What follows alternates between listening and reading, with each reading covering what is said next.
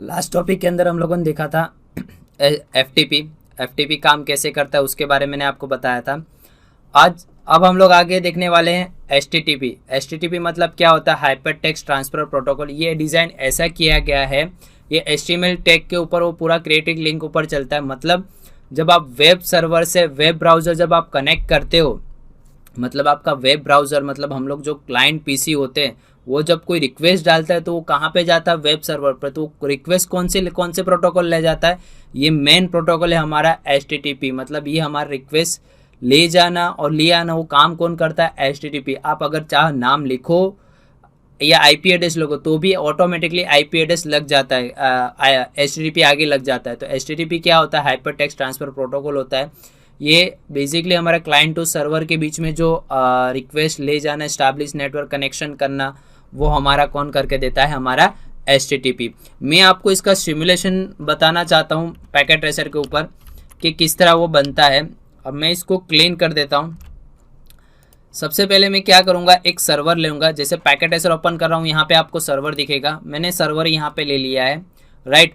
और उसके बीच में कनेक्टिविटी करने के लिए एचटीटीपी बना के बताता हूँ बेसिकली काम कैसे करता है, वो मैं आपको बताता हूँ, राइट। अब उसके बीच में एक सर्वर के बीच में एक स्विच लगा देता हूँ 24 पोर्ट का, और कनेक्टिविटी में सिर्फ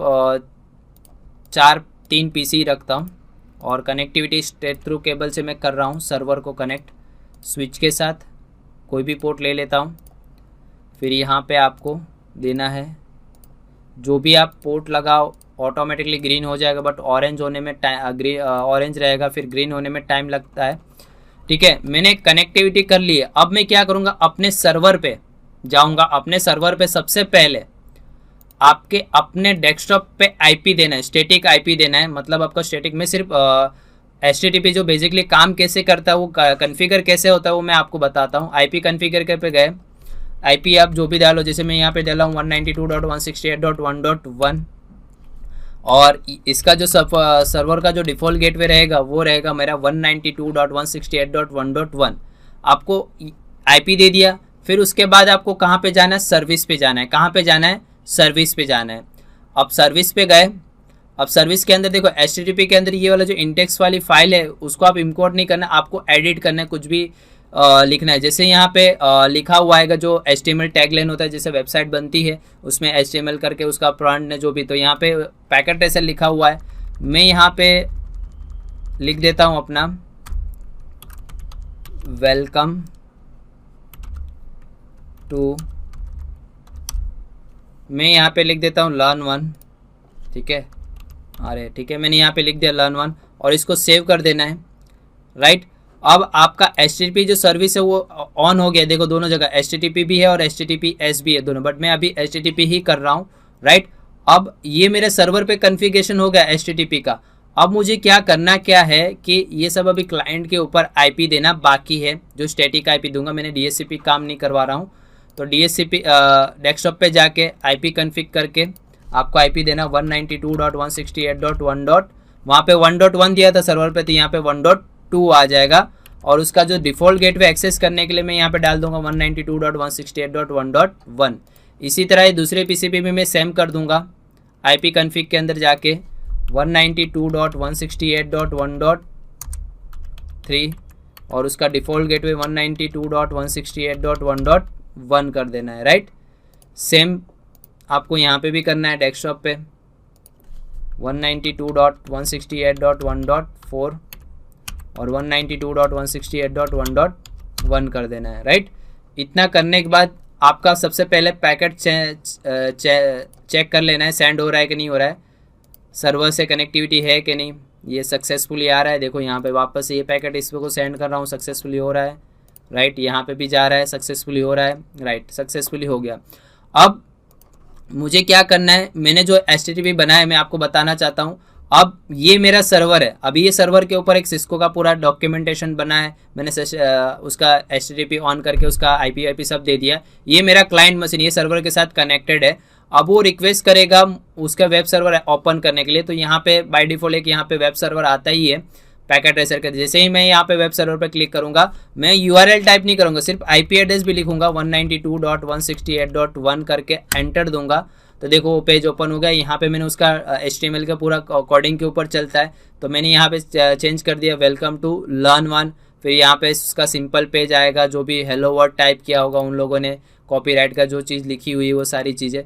तो देखो जैसे ही मैंने 192.168.1 किया, बट ऑटोमेटिकली आगे एक प्रोटोकॉल यूज़ हो गया जो यूज़ होता है HTTP, मतलब वो 80 नंबर के पोर्ट पे काम करता है। कौन से नंबर पे काम करता है? 80 नंबर का। इसी तरह दूसरे पीसी भी जब रिक्वेस्ट डालेगा तो वो भी IP ही से ही करना है। उसका जो डिफ़ॉल्ट गेटवे है 192.168.1.1 एंटर करूँगा, तो देखो यहाँ पे आ गया, उसका वेब सर्वर ओपन होगा और ऑटोमेटिकली आगे HTTP भी लग गया। अब जैसे ही आप कोई ब्राउज़र पे सर्च कर रहे हो, आप आगे सिर्फ इतना लिखते हो कि जैसे यहाँ पे लिख रहे हो google.com, सिंपल आपने एंटर किया और ऑटोमेटिकली आगे आपको कहाँ क्या आ गया। देखो यहाँ पे एक और प्रोटोकॉल यूज़ होता है HTTPS। S का मतलब होता है सिक्योरिटी, मतलब आपका जो प्रोटोकॉल है वो सिक्योर। और यहाँ पे अगर पैडलॉक, ये जो साइन देख रहे हो ना, पैडलॉक बोला जाता है, यानी आपकी वेबसाइट सिक्योर है, मतलब मैं ट्रस्ट कर सकता हूँ इस पर। HTTP सिर्फ होता है तो इतना ट्रस्टेबल नहीं होता है, क्योंकि हमारा डेटा लॉस होने के, हमारा डेटा चोरी होने के चांसेस बहुत ज़्यादा है यार, हमारे सिस्टम के ऊपर हार्म होने का ज़्यादा इफेक्ट पड़ सकता है। तो हमेशा जब भी हम लोग देखते हैं तो ये जो S है वो है HTTPS, मतलब सिक्योर मतलब इसने अपनी वेबसाइट को सिक्योर करके रखा हुआ है। और यहाँ पे आपका पैडलॉक होता है, देखो कनेक्शन सिक्योर यहाँ पे आपको बता ही देगा, और उसका कुकीज़ जितना है वो, और उसका सर्टिफिकेट वैलिड डेट आप देखना चाहोगे गूगल का, तो यहाँ पे आपको वैलिड डेट भी उसका बताता है। तो इससे आपको ये पता चलेगा कि मेरा वेबसाइट सिक्योर है, मैं ट्रस्ट कर सकता हूँ इसके ऊपर, अदर कोई वेबसाइट पे मैं ट्रस्ट नहीं कर सकता हूँ। तो अब सपोज मान लो कि कोई ऐसी वेबसाइट है जो आपने ओपन किया, जैसे song.com ओपन करोगे तो HTTP ही आएगा और यहाँ पे पैडलॉक का साइन नहीं आएगा। तो ये जो HTTPS जो प्रोटोकॉल है वो बेसिकली 80 नंबर के पोर्ट पे नहीं काम करता है, वो 443 पे काम करता है। किस पे काम करता है? 443 पे काम करता है, राइट। तो वही चीज़ मैंने आपको दोनों प्रोटोकॉल एक साथ बताया, HTTP और HTTPS। तो ये HTTP भी मैंने आपको कॉन्फ़िगर करके बताया। जैसे आप IP डालते हो तो ऑटोमेटिकली वो सर्वर के पास रिक्वेस्ट किसके थ्रू कौन लेके गया? हमारा HTTP लेके गया वेब ब्राउज़र से वेब सर्वर को कनेक्ट करने का काम। और इसके अंदर जो पूरा कॉन्फ़िगर बेस हो जाए वो HTML बेस पे ही काम होता है। जैसे आप IP डालोगे ऑटोमेटिकली वो वर्क हो जाता है। और फिर जो हमारा जो सर्वर बनता है या हमारा वेबसाइट बनती है तो उसका एक डोमेन होता है, वो डोमेन के हिसाब से वो पूरा काम किया जाता है, राइट। तो ये दोनों प्रोटोकॉल मैंने आपको बता दिए, HTTP और HTTPS। देखो यहाँ पे जो पोर्ट नंबर जो यहाँ पे बताया है मैंने 443 पे काम करता है, और सिक्योरली जो सर्वर होता है वहाँ पे सिक्योरली, और उसका पैडलॉक का जो साइन होता है वो भी मैंने आपको यहाँ पे बता दिया है, राइट। इंक्रिप्टेड फॉर्मेट में जाता है, इसका जो डेटा जाता है, जो HTTP जो जाता है वो इंक्रिप्टेड नहीं होता है इतना, बट HTTPS के थ्रू जो सर्टिफिकेट होता है वो क्या करता है, अपने डेटा को इंक्रिप्ट करके आगे वेब सर्वर को भेजता है, और वेब सर्वर वापस से इंक्रिप्ट करके हमारे पास वो डेटा अवेलेबल करता है। तो ये दोनों प्रोटोकॉल हमारे बहुत इंपॉर्टेंट है। आप चाहे फेसबुक लिख लो, facebook.com लिख लो या fb.com लिखो, आगे HTTPS लगेगा ही, क्योंकि वो आपकी रिक्वेस्ट आगे ले जाता है।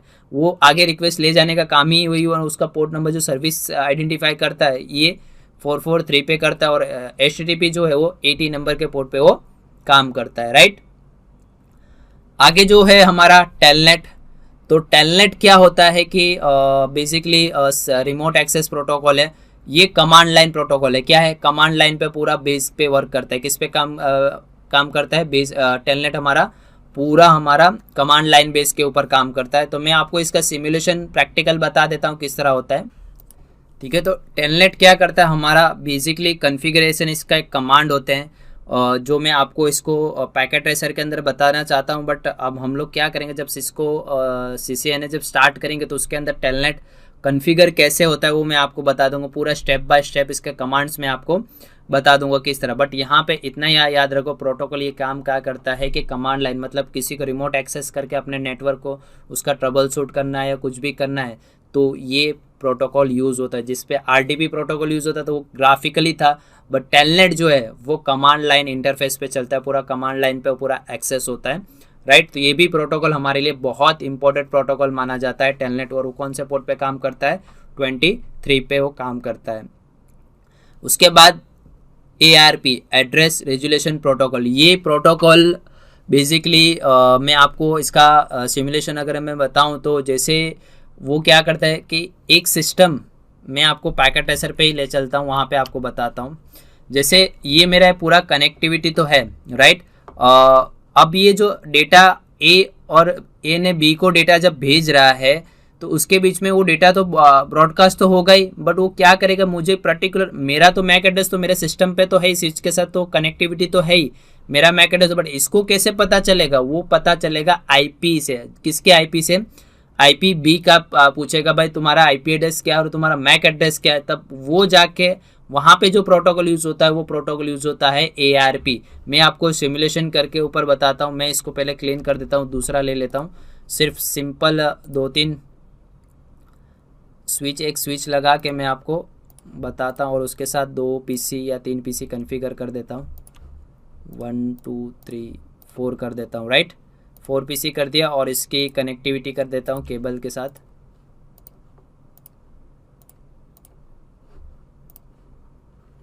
ओके, केबल रह गया।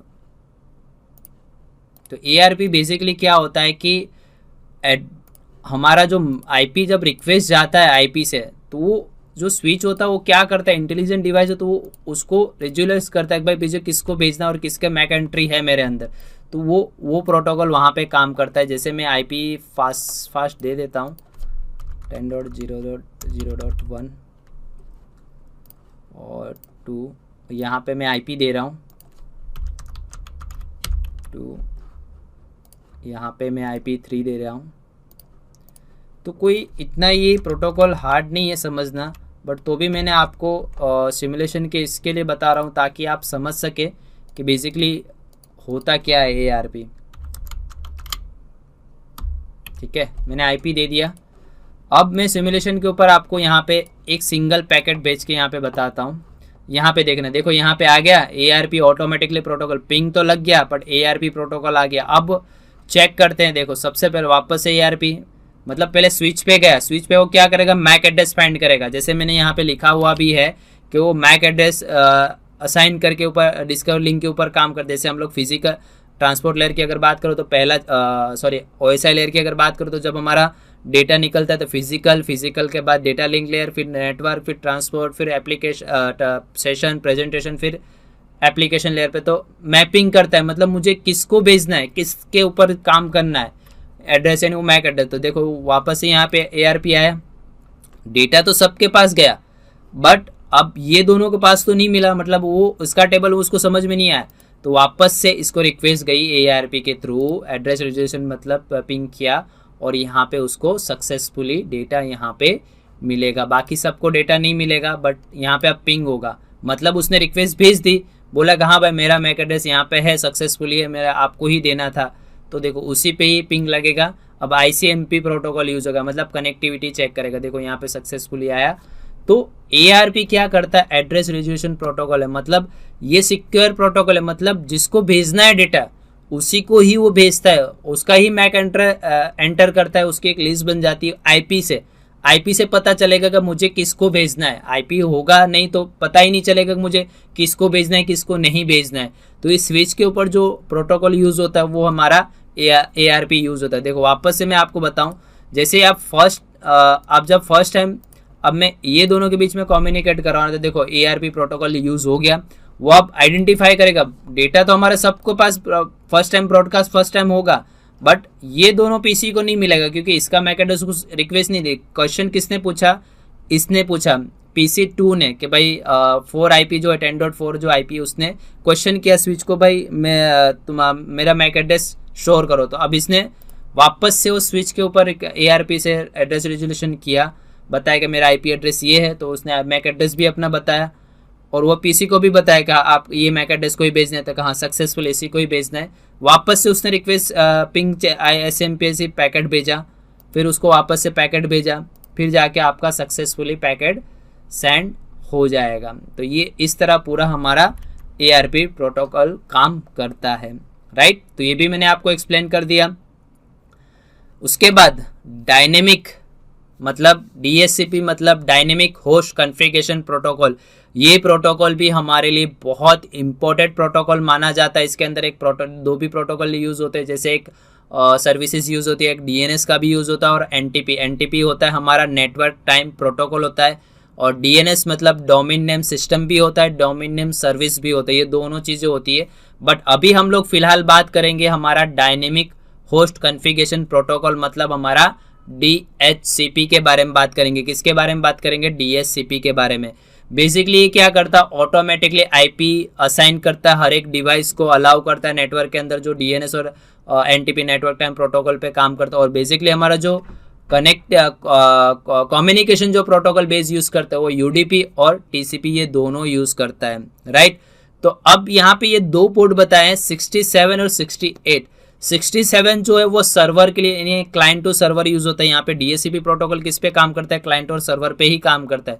नॉर्मली एक DHCP सर्वर लगा दिया और उसके साथ क्लाइंट लगाओगे नहीं तो DHCP काम करेगा ही नहीं। तो यहाँ पे दो पोर्ट इसके लिए बताए गए हैं। 67 जो है वो सर्वर के लिए होता है और 68 जो होता है वो क्लाइंट के लिए होता है, राइट। मतलब जब वो रिक्वेस्ट भेजता है तो 68 से जाता है क्लाइंट, और जब वो एक्सेप्ट करता है तो वो कौन से पोर्ट नंबर से एक्सेप्ट करता है? सर्वर DHCP वो 67 से करता है, राइट। अब इसमें जो एक डोरा प्रोसेस है वो मैं आपको सिमुलेशन के थ्रू बताऊंगा कि डोरा प्रोसेस एग्जैक्टली क्या है। D for discover, O for offer, R for request, A for acknowledgement. यानी DHCP के अंदर ये जो प्रोसेस है वो डोरा प्रोसेस पे पूरा काम करता है। तो मैं आपको चलो ले चलता हूँ सिमुलेशन के ऊपर के बेसिकली डोरा प्रोसेस एग्जैक्टली DHCP में काम क्या करता है, ऑटोमेटिकली IP किस तरह असाइन करता है और कैसे असाइन करता है, ठीक है। तो मैं अब आपको वो डोरा प्रोसेस एग्जैक्टली कैसे काम करता है वो मैं बताता हूँ। इसको मैं क्लियर कर देता हूँ, राइट। तो सबसे पहले मुझे एक सर्वर लेना पड़ेगा अपना खुद का जिसके अंदर DHCP है, और उसके साथ मुझे क्लाइंट कनेक्ट करने पड़ेंगे। तो उसके लिए एक स्विच की ज़रूरत पड़ेगी। मैंने सर्वर ले लिया वापस से, ठीक है, स्विच ले लिया। और उसके साथ मैं करीबन 1 2 3 4 ही PC ले रहा हूँ, ज़्यादा नहीं ले रहा हूँ, और कनेक्शन कर रहा हूँ। मैं आपको यहाँ पे डोरा प्रोसेस इसके लिए बताना चाहता हूँ कि जो DHCP सर्वर है वो पूरा किस पे काम करता है? डोरा प्रोसेस पे ही काम करता है। मतलब ऑटोमेटिकली क्लाइंट को तो असाइन करता ही IP, बट उसके बीच में जो प्रोसेस होती है वो बेसिकली आपको समझ में आना चाहिए। इंटरव्यू में पूछे जाने वाले क्वेश्चन है कि डोरा प्रोसेस क्या होता है, डोरा प्रोसेस कैसे काम करता है, किस तरह काम करता है। ये डोरा प्रोसेस ये होता है कि अगर आपके नेटवर्क के अंदर 2-3 सर्वर है और वहाँ पे भी DHCP कॉन्फ़िगर है तो उसको पता चल जाएगा कि भाई मुझे एक सर्वर है तो मुझे ये IP ऑलरेडी किसी को असाइन हो गया है, तो वो IP कॉन्फ़िग नहीं कर पाएगा और आपका नेटवर्क स्मूथ चलेगा।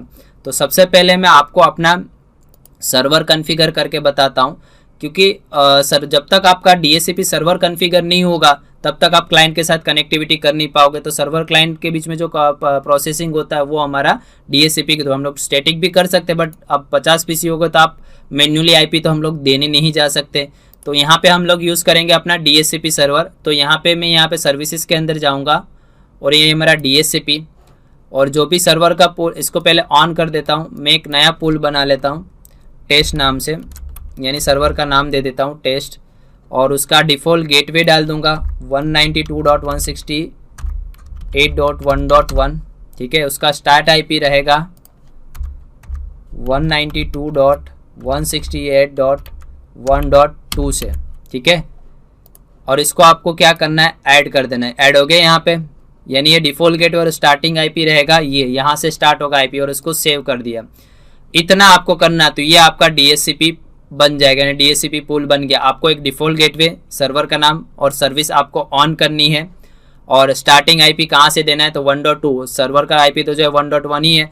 मैं यहाँ पे भी आपको डेस्कटॉप में IP भी देना पड़ेगा, IP कॉन्फ़िग करके। यहाँ पे DHCP नहीं, यहाँ पे स्टैटिक IP, सर्वर के ऊपर स्टैटिक IP चाहिए तो ही वो DHCP एक्सेस कर पाएगा ना। 192.168.1.1, और यहाँ पे डिफ़ॉल्ट गेटवे वही डाल दूंगा 192.168.1, ठीक है। इतना आपको प्रोसेस करना है। तो आपका मैंने ऑलरेडी इसका प्रैक्टिकल बताया हुआ ही है DHCP का, बट वापस से यहाँ पे डोरा प्रोसेस जो काम कैसे करता है वो मैं आपको बताता हूँ। ठीक है, अब ये प्रोसेस हो गई। अब मैं क्या करूंगा, एक पीसी को सिर्फ आईपी नहीं दूंगा, बाकी 3 पीसी को आईपी दूंगा। मैं आपको समझाना क्या चाहता हूँ डोरा प्रोसेस जो एग्जैक्टली काम कैसे करता है। मैं डेस्कटॉप पे जा रहा हूँ, डेस्कटॉप पे जाके आईपी कन्फिग, फिर DHCP पे जैसे ही क्लिक करूंगा तो यहाँ पे ऑटोमेटिकली जो DHCP है सक्सेसफुली रिक्वेस्ट आ गई, 1.2 से आ गया। फिर यहाँ पे मैं क्लिक कर रहा हूँ डेस्कटॉप आईपी कन्फिग, DHCP पे क्लिक किया मैंने तो 1.3 आ गया। फिर यहाँ पे डेस्कटॉप पे गया, आईपी कन्फिग के अंदर गया, DHCP सिलेक्ट किया, अब यहाँ पे 4 आ गया। अब सपोज मान लो कि ये एक नया क्लाइंट आपके नेटवर्क में अटैच हुआ, बाकी सब तो सर्वर ने आईपी प्रोवाइड कर दिया। अब आपने इसके अंदर मैन्युअली कॉन्फ़िगर करके नहीं रखा, बस स्टैटिक आईपी ऑटोमेटिकली आपने रख लिया है।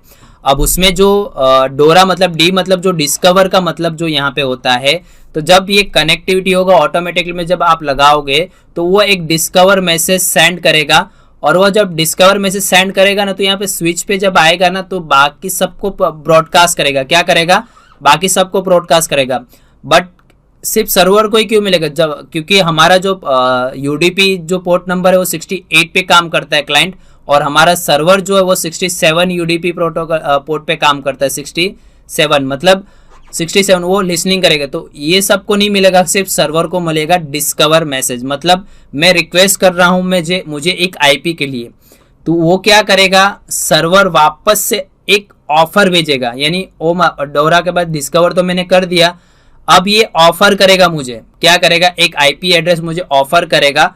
तो वो ऑफर भी मैसेज जब आएगा तो ये पोर्ट पे आएगा, तो ऑफर सारे पोर्ट पे सेंड होंगे तो ये इनको भी मिलेगा, बट इन सबको तो आईपी मिला हुआ ही है। क्या हुआ है, ये सबको तो आईपी मिला हुआ ही है। तो ये जब यहाँ पे आएगा तो वो कहेगा कि इसका मैक एड्रेस भी, इसका मैक एड्रेस यहाँ पे स्टोर हो जाएगा। जब डिस्कवर करता हूँ तो इसका मैक एड्रेस मुझे मिल ही जाता है, तो वो उसका मैक एड्रेस स्टोर करके वो ऑफर भेजता है कि आपको ये आईपी मिलेगा। तो फिर क्लाइंट क्या करता है, वो रिक्वेस्ट करता है, आर मतलब रिक्वेस्ट करता है वापस से, तो वापस से आपका डेटा स्विच पे आता है, तो डेटा ब्रॉडकास्ट होता है। तो वापस से मैं बता दूं कि आपका जो क्लाइंट पीसी है वो 68 नंबर पोर्ट पे यूडीपी पे काम करता है, और जो सर्वर है वो लिसन कौन से पोर्ट पे करता है, 67 पे करता है। तो जब वो रिक्वेस्ट वापस से सर्वर के पास भेजेगा तो क्लाइंट ये कहेगा हाँ आप मुझे ये आईपी एड्रेस एलोकेट कर दो। तो वो जब यहाँ पे आ जाएगा, मतलब जो रिक्वेस्ट सब पे पास जाएगा, बट सर्वर ही लिसन करेगा। तो जब वो लास्ट में फाइनली जब वो अपना एक्नॉलेजमेंट भेजता है कि हाँ आप ये आईपी एड्रेस आपको ये मिलेगा, जब वो एक्नॉलेजमेंट सेंड करके यहाँ पे आएगा तब जाके आपका एक पर्टिकुलर आईपी असाइन हो जाएगा जो DHCP के अंदर। तो ये होता है हमारा डोरा प्रोसेस। डोरा प्रोसेस के अंदर यही होता है, सारे डेटा हमारा ब्रॉडकास्ट होते हैं, बट ब्रॉडकास्ट होता है, बट जिसको कनेक्ट करना है, जिसकी मैक एड्रेस और जिसको क्योंकि 68 और 67 दोनों पोर्ट अलग अलग है, तो क्लाइंट मशीन जो है हमारा 68 पे यूडीपी पे काम करता है, और हमारा जो सर्वर जो है लिसन करता है वो 67 पे। तो इसके लिए जो डेटा का जो प्रोसेस होता है वो हमारा जो आईपी ऑटोमेटिकली जो असाइन होता है वो किसके थ्रू होता है, हमारा डोरा प्रोसेस के थ्रू होता है। किसके थ्रू होता है, पहले डिस्कवर किया जाता है, तो डिस्कवर होने के बाद सर्वर के पास जाता है, सर्वर क्या करता है, उसको ऑफर करता है एक आईपी सारे डेटा को, बट उसके पास मैक एड्रेस तो उसी के पास जाएगा। फिर वो क्या करेगा, रिक्वेस्ट करेगा कि हाँ आप मुझे ये आईपी एड्रेस एलोकेट कर सकते हो। तो सर्वर क्या करता है, उसको एक एक्नॉलेजमेंट भेजता है कि हाँ आपको ये आईपी मिल गई, आप हमारे नेटवर्क के साथ जुड़ गए, आप अपने नेटवर्क के साथ कनेक्टिविटी कर सकते हो। तो सेम चीज वही, जैसे ही आप यहाँ पे डेस्कटॉप पे क्लिक करते हो तो जब आईपी कन्फिग पे आते हो और DHCP पे जैसे ही आप पहला क्लिक करते हो तो पहला डिस्कवर होगा, फिर ऑफर होगी। यहाँ तो फास्टली आपको मिल गया, ऑफर होगा, फिर रिक्वेस्ट जाएगा, क्लाइंट रिक्वेस्ट करेगा कि हाँ आप मुझे एलोकेट कर दो, फिर जाके सर्वर आपको एक्नॉलेजमेंट देगा, फिर जाके आपका DHCP को आईपी मिल जाएगा, जैसे 192.168.1.1 पे आपको मिल जाएगा। तो ये जो मैंने आपको बताया और DHCP का जो डोरा प्रोसेस होता है वो मैंने आपको अच्छे से सिमुलेशन के थ्रू बताया, ताकि आपको अच्छे से समझ में आ जाए कि एग्जैक्टली क्या है क्या नहीं है, वो भी मैंने बता दिया। और रिक्वेस्ट करता हूं जब भी आपको इंटरव्यू में क्वेश्चन पूछा जाए तो पोर्ट के बारे में बताया, तो पोर्ट का काम दोनों अलग अलग होता है, तो ध्यान दीजिएगा। और डोरा प्रोसेस खासकर पूछा जाता है DHCP के अंदर, डोरा प्रोसेस क्या होता है वो आपको एक्सप्लेन करना पड़ेगा। और जो मैंने एक्सप्लेन किया वो DHCP कॉन्फ़िगर करके भी बताया, और आपको DHCP का पूरा discover, offer, request and acknowledgement क्या होता है वो भी मैंने आपको एक्सप्लेन करते। तो ये था DHCP मतलब डायनेमिक होस्ट कॉन्फ़िगरेशन प्रोटोकॉल आपको बताया। उसके बाद जो है IMAP4 मतलब इंटरनेट मैसेज एक्सेस प्रोटोकॉल। अब ये प्रोटोकॉल क्या है कि अब जैसे आप ये भी अपना मेल सर्वर ही मतलब इनकमिंग जो हम लोग मेल रिसीव करते हैं वो POP3 से भी करते हैं, बट हमारा IMAP से भी होता है। आपके फ़ोन के अंदर कभी ऐसा हुआ है कि आपने अपने फ़ोन में जीमेल लॉगिन किया हुआ है, आप अपने सिस्टम में लॉगिन कर रहे हो, तो जो आपके सिस्टम में मेल आया आपके फ़ोन में नहीं आया, ऐसा हो सकता है? नहीं। क्यों नहीं हो सकते? क्योंकि IMAP जो है वो मल्टीपल डिवाइस पे काम करता है, मल्टीपल डिवाइस के ऊपर वर्क करता है IMAP। मतलब आपके फ़ोन के अंदर भी जो मेल आया है वो सिस्टम के अंदर भी आपको मेल बताएगा। तो ये प्रोटोकॉल भी काम करता है। ये प्रोटोकॉल जो काम करता है एक 443 पे भी काम करता है और 993। ये आप कहाँ पे यूज़ करोगे? जब आपका आउटलुक जब कॉन्फ़िगर होता है ना, तब वहाँ पे ये सारे सिक्योरिटी पोर्ट्स यूज़ किया जाता है। मुझे किस पोर्ट से भेजना है, किस पोर्ट से नहीं भेजना है, वो सारी। बट ये भी IMAP जो है वो न्यू है मैसेजेस एप्लीकेशन के। हमारे फ़ोन के अंदर जो कॉन्फ़िगर होता है ऑटोमेटिक मल्टीपल डिवाइस के साथ कनेक्टेड रहता है हमारा जीमेल। तो वो आपके जो मेल आए वो भी मेरे फ़ोन में भी आएगा। मतलब मेरे सिस्टम में जो मेल है वो मेल ID लॉगिन मेरे PC में भी है और मेरे मोबाइल में भी है। कभी ऐसा किया कि आपने फ़ोन में लॉग आउट किया तो आपके सिस्टम में लॉग आउट हो गया? नहीं, ऐसा नहीं हो सकता। और जो आपके मेल के ऊपर जो मेल आया है वो मेल आपके फ़ोन पे नहीं आएगा? नहीं, ऐसा नहीं हो सकता है। तो उसके लिए इन लोगों ने जो इन्वेंट किया था IMAP4, POP3 के अंदर मल्टीपल डिवाइस ने सिंगल डिवाइस पे काम करता था, तो इन लोगों ने नया वर्जन निकाला IMAP4 मतलब इंटरनेट मैसेज एक्सेस प्रोटोकॉल। तो ये भी प्रोटोकॉल हमारे लिए बेस्ट है। अगर ये भी पूछा जाए तो आप एक्सप्लेन ये भी आप कर सकते हो। उसके बाद है हमारा SNMP simple network management protocol. ये प्रोटोकॉल क्या होता है कि हमारे जो नेटवर्क के अंदर जितने भी डिवाइसेस लगे होते हैं उसके अंदर ऑल ओवर जो कम्युनिकेशन वो सब चीज़ें वो हमारा कौन प्रोटोकॉल करता है? SNMP करता है। मतलब ये भी प्रोटोकॉल हमारे लिए बहुत इंपॉर्टेंट है। जो भी हमारे स्विच लगे होते हैं, हब लगे होते हैं, राउटर लगे होते हैं, वो सब एनालिट करके सारे डेटा को प्रॉपरली कम्युनिकेशन करवाना ये प्रोटोकॉल का काम है। जो प्रोटोकॉल है हमारा SNMP simple network management protocol. और वो कौन से ये दोनों हार्डवेयर बेस पे भी काम करता है और सॉफ्टवेयर बेस पे भी काम करता है। तो ये जो पोर्ट नंबर है वो यूज़ करता है 161 पोर्ट नंबर है।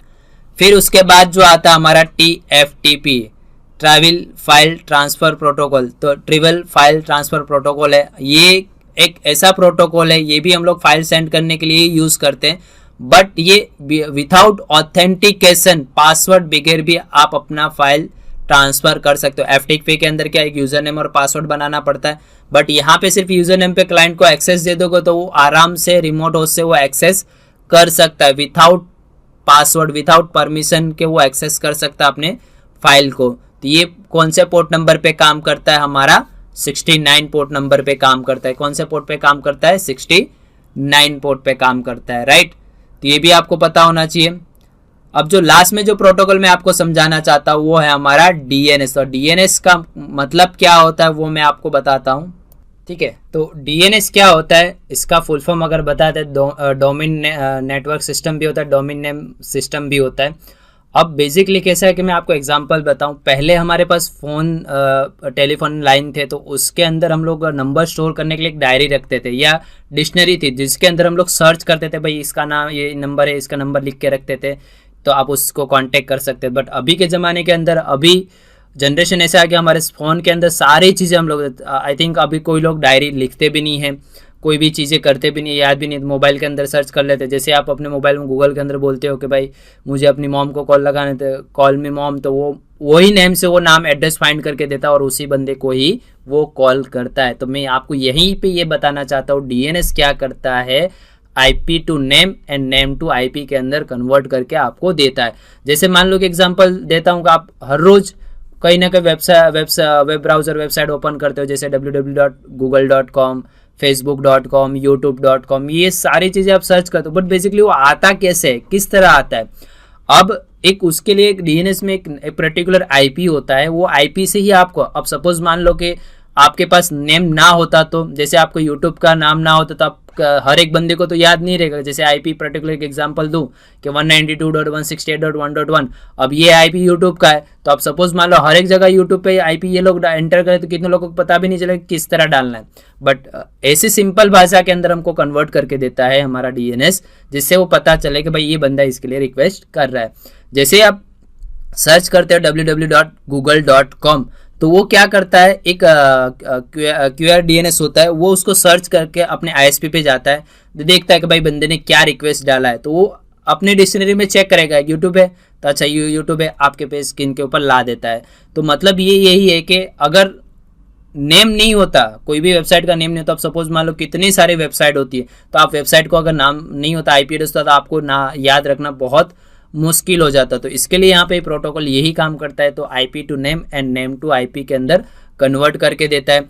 जैसे आप ब्राउजर पे सर्च करते हो तो जो भी आप ब्राउजर पे सर्च करते हो तो उसकी कैच मेमोरी होती है, तो उसको स्टोर कर लेता है। क्या कर लेता है? स्टोर कर लेता है। जब भी आपको वेबसाइट ओपन करना है तो तुरंत आपको ओपन करके फास्टली आपको दे देता है। बट इनकेस कभी कभी ऐसा हो सकता है कि कभी आपके सिस्टम में मैनुअल अटैक हो गया हो, तो वो क्या करेगा कि जब भी आप facebook.com ओपन करते हो बट दूसरा कुछ ओपन होता है, तो वो उसकी आईपी को चेंज कर देता है। वो जो वायरस था वो आईपी को चेंज कर देता है कि भाई ये आईपी इसको नहीं मिलते, तो वो जो दूसरी पेज को ओपन किया, पेज नॉट फाउंड कर देगा।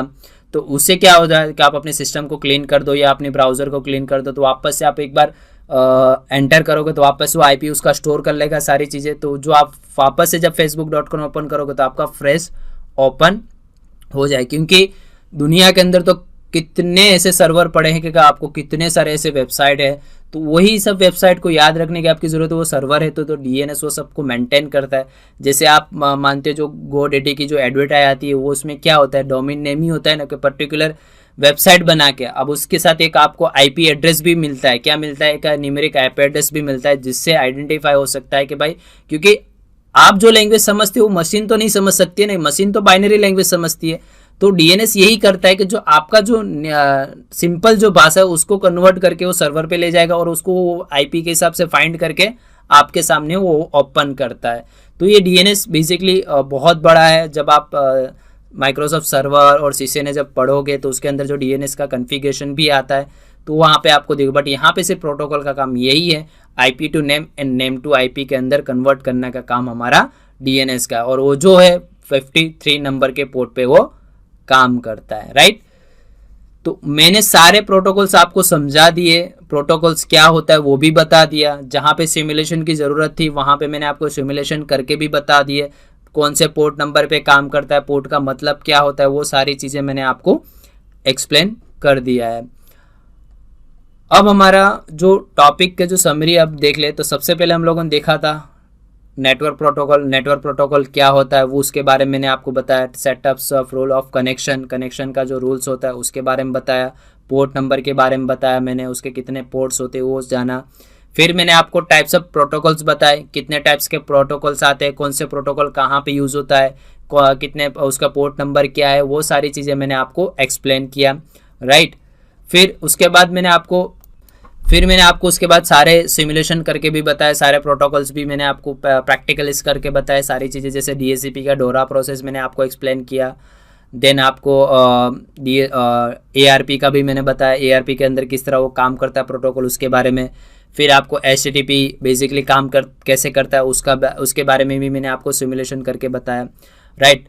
तो ये जो मैंने आपको नेटवर्क प्रोटोकॉल आपको मैंने एक्सप्लेन किया, जो भी प्रैक्टिकल सिमुलेशन किया, अगर आपको उसमें कोई डाउट्स है, कोई क्वेश्चन है, तो आप हमें कमेंट कर सकते हो forum.learn1.com पे। तो वो क्वेश्चन का आंसर आपको जल्द से जल्द आपको मिल जाएगा, राइट। अब हम लोग जब नेक्स्ट टॉपिक के अंदर मिलेंगे तो हमारा जो नेक्स्ट टॉपिक जो रहेगा आईपी एड्रेस। अब हमारा नेटवर्क के अंदर मोस्ट IMP टॉपिक माने जाने वाला जो होता है इंटरनेट प्रोटोकॉल एड्रेसिंग, मतलब आईपी एड्रेस। आईपी एड्रेस के बगैर आपका ना ही PC कनेक्ट हो सकता है, ना ही एक दूसरे के डिवाइस के साथ वर्क हो सकता है, यानी कुछ भी नहीं हो सकता है। तो जो नेक्स्ट टॉपिक जो रहेगा हमारा वो रहेगा आईपी एड्रेस।